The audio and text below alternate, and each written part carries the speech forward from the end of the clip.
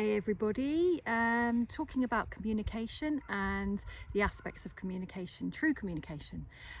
So it's a mixture of vulnerability, being able to speak your truth from your heart rather than your mind, but really be able to go to those vulnerable places that might be uncomfortable and share it with somebody, as well as the ability to be able to listen. And hearing and listening is different, and I've touched on this on videos before.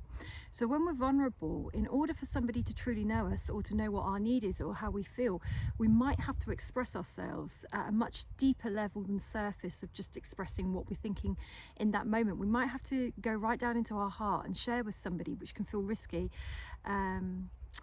The vulnerability of what it is to be sharing something so deep, to share how sad you might feel about something, or upset or hurt you might be about something, because we all wear masks, and we wear masks to protect ourselves, but we can often get frustrated in our closest links because we want that person just to know us. We automatically assume that they might, but actually we have to do the hard work so that they can meet us where we're at.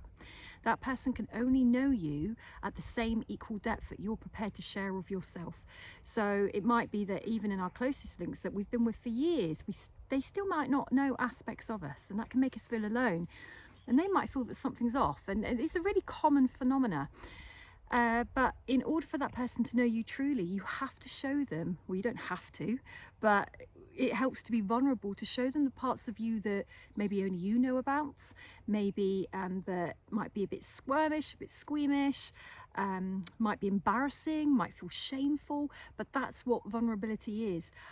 I feel a certain way, and when I feel that way, I feel a bit ashamed. Can you do that level of vulnerability? Now, granted, you really want to be able to trust the person that you're sharing that with, because you are sharing the vulnerabilities, which are the bits that you might be trying to hide, you might be trying to keep protected, or that you would like somebody to hold space for, where they don't do you any harm, they don't break your confidence, they don't hurt you, they don't dismiss you, they don't judge you, they don't shame you. What might be helpful to receive and to be able to give in that instance is to be able to truly listen. So when you're listening to somebody, you listen to them as long as it takes, whilst they're still talking, right to the end, without trying to jump in between sentences because something's come into your mind. When we truly listen and hear, we will wait for that person to finish talking before we start to share with them what's come into our mind, which might be, oh, when you said that, I thought about when that happened to me 10 years ago. No longer listening, you've made it about you.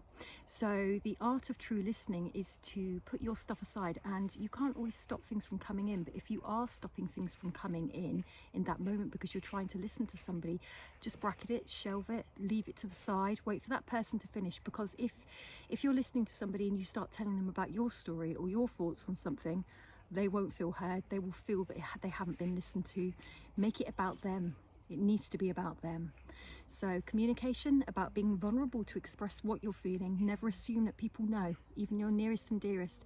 And then on the receiving end, being able to listen to the end of that person's communication and try to hold it with how they're seeing something, even if yours is different, even if you've had a story that's similar that yourself. Try not to make it about you just for that moment. And communication can be bridged, can be developed, can grow connections, relationships, and people individually, and create a tremendous amount of healing, and at the very least, what it is to be heard.